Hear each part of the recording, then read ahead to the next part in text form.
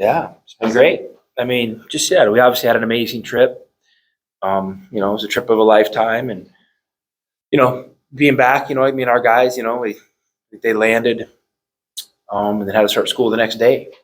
So, I think we kind of just got them, accustomed to being back in class and going to school and kind of getting their day to day routines down. And for me, I probably took a little step back and took a little bit of a breath and kind of you know you know worked through some of my thoughts and kind of reorganized and re-energized, and I'm ready to go. And, the staff, has also been focused a lot on recruiting, and our guys have been back in the gym the last few weeks. So yeah, we're excited. I mean, it's the first day of practice. I know maybe it's kind of lost a little bit of its luster. Because back in the day, October 15th was such a date that was burned and fixed in everybody's mind, and now it's a little more fluid. So yeah, what it means to me is it's the first day of our journey, of our new journey. Um, I think we've laid the foundation to set the table pretty good, and it means that we're 42 days away from our first game, because that's how the formula works. How does having the 10 practices and then the trip affect going forward? Like, are you in a different I mean, place? I honestly don't think it means maybe what it used to. Now, I mean, there's the NCAA has really grown, with how they've let players and coaches interact in the off season, and so we're around our players a lot more than we used to be, and we're able to basically practice. You can have 8 weeks of stuff you can do in the off season, and that's quite a bit. So but yeah, no, it was great, because we were able to, do our 8 weeks, and then, we had, 10, kind of real practices we kind of used as a mini camp. And then, we were able to kind of keep building on that basketball wise while we were on our trip and got to play a few games. So, yeah, I mean, you're maybe a little bit further along, but at the end of the day, that probably doesn't mean much, maybe you could overvalue it. I mean, it just comes down to maybe one thing. Let's have a good practice today. I mean, that's 100%. That's where my mindset's at. Was there anything unexpected that you learned about your team or any particular player, practices, and the trip of those games? I mean, I don't know if anything unexpected. I mean, obviously you learned a lot. But the one thing that I'm really being mindful of is not putting people in boxes or cornering them or anything like that, and kind of, letting their development and evolution as a player show. And, and then from there, we'll start making decisions how we're going to mix and match lineups and things like that. But what I tried not to do is get ahead of myself, because I think these boys are working really hard, and I think they're making great progress. So, I want them to continue on that path, and I don't want to be the one to stunt their growth. Right. Now that the non-conference schedule has been released, can you comment on it just as a whole and how you put that together? Is this what people should expect for each year? Well, I mean, I don't want to act like there's some crazy master plan, or anything like that. Obviously, the schedule, when you kind of, drill it down, it looks daunting. But I think it's something this team's going to be prepared to do, and it's a challenge I feel like we need as a program.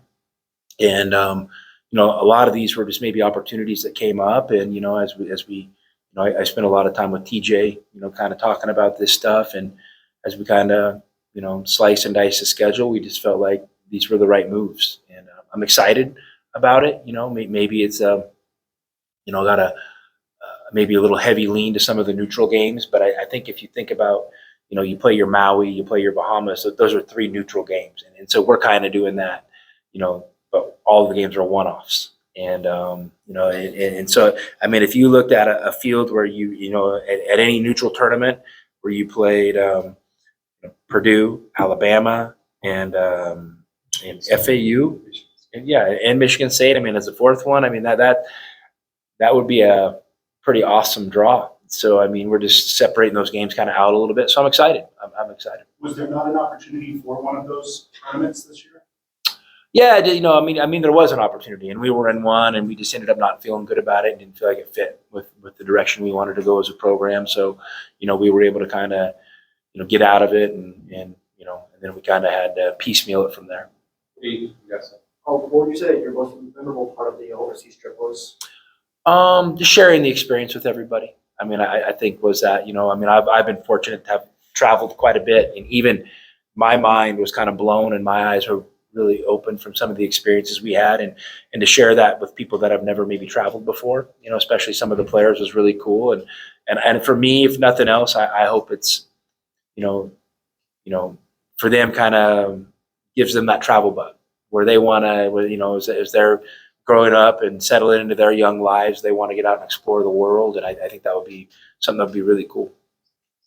Tommy, first glance, watching you guys, seems like you have a lot of depth, and that's a good thing.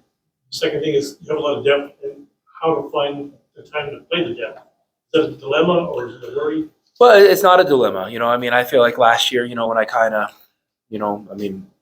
self-assess, maybe I sliced the roster a little too thin last year, and which can work, and it certainly has worked for others. And I've been on teams where it has worked, but maybe last year it was a little bit, it kind of showed itself at the end, and I felt like I owed it to the program to increase our margin for error, and so one of the ways was adding more depth, and I'm excited. I think we have great guys that are about the right thing, and managing a lot of good players is a good thing, but more importantly, you're managing great people. And great people that are a part of a great organization understand there'll probably be some sacrifices that come along the way. But getting back to the response I had earlier, I'm not like overthinking that too much right now, because I don't want to predetermine or kind of slice people off a little bit just to make my job easier. My job doesn't need to be easy. The players are ultimately going to get what they deserve, opportunity-wise, in front of their teammates and what they're going to earn, and they're aware of that. So no, I'm excited. I think it definitely is the deepest team, in my 3 years here. But saying it and utilizing it and having that show on the court are different things. So that that's going to be my job and the player's job to utilize it and take advantage of it. Sure. I know you said you don't want to take too much away from those games, but when you look at how Kylan played along with Jaden and along with Caleb, just how they're able to play off of each other, what did you like from that? Well, they're good basketball players, and we like I said, one of the, I had a lot of great experiences this offseason, personally, and one of them was being able to, be around Steve Kerr and USA Basketball some, and he just, he said something to me in one of his first meetings with the team that really struck me, and it's just really simple but profound. It's talent makes talent better. And, I think when you get talented guys that want to play with other talented guys and want to make each other better, it's a powerful thing. And so, that's what I think we have in those guards. And, I'm excited to watch it play out over the course of a season. Tony, back to the schedule thing, I was curious how your perspective, making room for that FAU game, like Southern to change. I understand you make it back to play now. How did that work out? And then also just on the Pac-12 side, did you get UCLA? Well, yeah, there's a lot of moving parts, as you just mentioned there. The opportunity to, play FAU came up, and, we have, I have an obligation to this athletic department to help it meet its budget numbers and things like that. And so, we in order to play that neutral game against Florida Atlantic, because of course I would have loved to play Florida Atlantic here, and I'm excited to play Florida Atlantic. Obviously, they had a great run last year. They have a great coach in Dusty May, and they're coming off a Final Four. So to play them in a, basically a nationally televised game right before Christmas is a great opportunity. And in order to do that, we kind of had to get creative and to make sure we got the number of home games we needed. And so that's where, asking Southern to flip that game, came into that equation. So we're thankful that Southern agreed to that. Was there any chance that FAU might have had a home and home and played them here? Or would they only had to be in Vegas? Was that it? I guess there was always a chance, but it never happened. I don't know. There's always a chance for everything, right? But no. Yeah. It was pretty much what was first presented to us is what happened. And then, and UCLA on the Pac-12 thing? Yeah, I mean, that was a deal where the conference got together and, I mean, I think, one of the things they're trying to do is, how do we enhance our opportunity to earn more at-large bids and increase our net ranking as a conference. And one of the things was, with us only playing UCLA, once this year, I think the thinking was along the lines of, you have the teams that have taken first and second place the last 2 years only playing once, probably isn't a great thing for the conference overall. If we play each other, assuming both of us can, hopefully perform like we have the last couple of years, then it'll be a very impactful, very, good game for the analytics. And so that's where that came about. Tommy, does it seem a real quick 6 months since the last time we saw you at the tournament, or is it a long time for you? Are you excited about this? Because it seems like it's a quick turnaround. It's been an awesome long 6 months for me. And, where I was really able to, you experience highs, you experience lows, and the lows sometimes can be your greatest teaching tool. And so that's how I took this off season. And I feel like I've, worked as hard as I've ever worked at trying to grow as a coach and helping, make impactful changes to our program. And so I really rolled my sleeves up and put a ton of time in. Like I said, I've had a lot of great experiences, and a lot of the experiences are centered around trying to grow as a coach. Taking numerous trips, whether it's to be with other coaches, have other opportunities, or family vacations, or to hang out with Bruce in the Middle East. So, I mean, I've done a lot. And That was a highlight right for you, Outside of being with Bruce, did you ask any of your colleagues for reflection or for assistance or whatever to kind of get through what it was, personal loss, whatever? are you talking about the whole experience Yeah. overall? Yeah, I mean, well, obviously we've had lots of conversations about that stuff, and at the end of the day, we own it.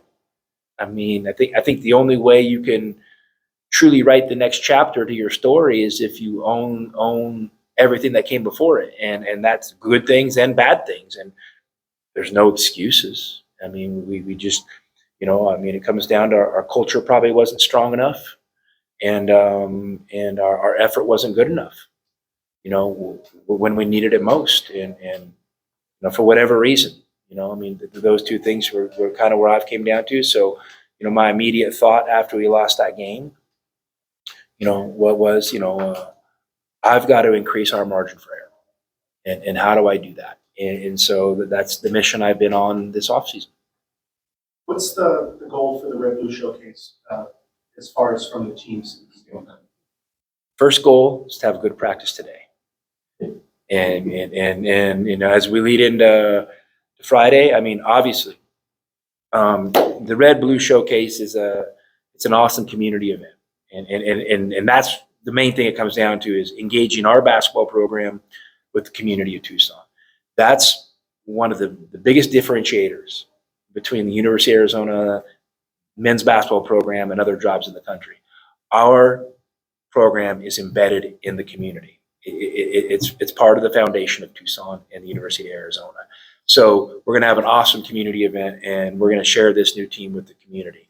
I mean, that's number one. Number two, anytime we play, we want to try to play the right way. So anytime you get your guys the first time in front of 14,500 people, it's really cool to see how they kind of react. Are we able to take a breath? And there's some stress and some pressure maybe. And are we able to take a breath and kind of just do our jobs and play within the way we ask them to play? So I love looking at that. And the other thing is it's a great opportunity for recruits and people like that to see how special this place is. So I'm excited for that. On that note, we're doing a great event in South Tucson tomorrow. You're doing it with Bert Lopez and HSL Properties and Alma, from the Arizona Bilingual newspaper. She's done a great job. We're putting on an event in South Tucson where we're going to give away 1,000 tickets. To anybody in the community that wants a free ticket to the Red Blue Showcase. And the game's going to be sold out. This is the first year, I think, in a long time it hasn't been televised. Obviously, lots of things have happened with the Pac-12, and it looks like the things on the football side are really strong right now. So I think they're putting all their effort and energy towards that, and just there wasn't enough resources or crews available to broadcast our game. So the only way you're going to be able to see the Red Blue event this year, the Red Blue Showcase, is to come. And I think, there's tickets are going fast. And so we look forward to having an awesome night. Do you have anybody that you anticipate not being available for the game? There were a couple guys that missed some time overseas. Yeah, not as of today. I mean, as of today, I think we're opening our kind of fall camp with everybody available. As far as that game, do you anticipate, I think the last couple of years you had a lot of your top guys go against some of the other guys the first half, and then you switch it up. Do you anticipate a similar formula or any other changes? Master plan here? Good practice today. We'll see where that leads to for Friday. I really haven't thought about it. You guys have you had any? I think we should do a draft and let you guys pick the teams. I think that would be kind of fun. Oh, let's do it. Steve, go ahead. Who would you say is impressive so far about practice? Yeah, I mean, all in all, I think all our guys are trending in the right direction. I've been impressed with our new guys. I mean, I think that, they're going to be, closer to ready to contribute than closer to not. Obviously we've talked about KJ, and KJ played well, this summer. And we have a lot of new guys, and I think Caleb's done a great job coming and fitting in, and that's something he and I have talked about a lot. And he's been great to have around, and I'm so thankful we have him. Jaden Bradley's, he's the player we thought he was, which is a really good player. And then you got, our Lithuanian boys, Morauskas and Krivas, and they've both shown that they can make an impact right away. And then we got El Jefito. Conrad's been fun to have around, and I think our guys just love having him on the team, and the spirit and the energy that he brings. So it's been great. I don't know if I'm kind of missing anybody else. Yeah, I got to talk about it. So yeah, so then yeah. So I mean, all the newcomers have been great. The vets have been great. That's one of the cool things about basketball is the off season, and to really pour in and see what individual gains you can make, and then how can you apply those individual gains to team basketball. So I mean, I'm excited to see where it goes, and like I said, I'm going to kind of let it play out in front of my eyes. How about rule change where you can put two extra guys on the floor? How are you guys using that? Has it changed practice for you? And well, I wouldn't say practice for me has changed. Basketball. You don't have 85 guys, so and you coach both sides of the ball for the most part. Like one impacts another immediately, and the same personnel is going to both ends of the court. So, I don't think our practices will change too much. Rim Backmus and Ken Nakagawa, are kind of sliding into that role. Roles for now, and they can be a little extra voice in practice. But they also do a really good job off the court with individual development with the guys, and so I think that's a lot where their focus is at this point. Evan Manning too. Just curious. That's a new position, I guess. Director of Ops, is he taking stuff away from TJ? Yeah, I mean, just we felt like we just needed a little bit more support internally, and Evan's a really talented guy, who's been obviously around basketball his whole life and been at really high levels, and he and I have worked together before, and he's a great asset to the program, and he's already making a nice impact. You say some director of Ops seems to have a different. Yeah, I mean, listen, there's a lot of things. There's a lot of things that go on behind the scenes that maybe not everybody needs to know about or sexy, but are super important. And he's kind of helping us just strengthening some of those foundational things behind the scenes, and he's doing a great job. And I understand that there was that report on David Black, maybe helping him in some kind of role. I know you started that. Well, you started it. No, it started in Israel. Well, you broadcasted it. And no, there was no truth to it. I mean, Coach Blatt and I are great friends, and maybe someday along the line that would be really cool. But at this point, it's nothing that was ever really been discussed. It definitely wasn't discussed this summer. So, well, I was just wondering too. He's pretty well respected internationally, and you're looking internationally. I didn't know has there been anything you guys have talked about that's kind of influenced you in your philosophy? Well, he's influenced me a lot. I mean, he's probably more than he knows it. He's kind of been a mentor from afar, and as I've gotten to know him over the years, that's definitely brought him closer to me. He's just a really smart guy. And if you want to be good at something, it's probably a pretty smart thing to go learn from people that are great at it. And he's great at it. And so he and I have had kind of a long relationship and an ongoing conversation over a lot of years. So somebody I really admire and respect.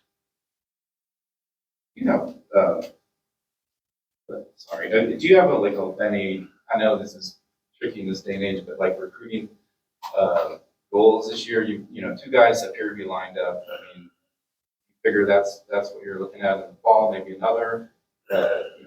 You've had typically half international. How do you expect this year? Maybe the same, or I want to bring in as many guys that fit our culture and are going to be, significant contributors to Arizona basketball. I don't have there's no set formula.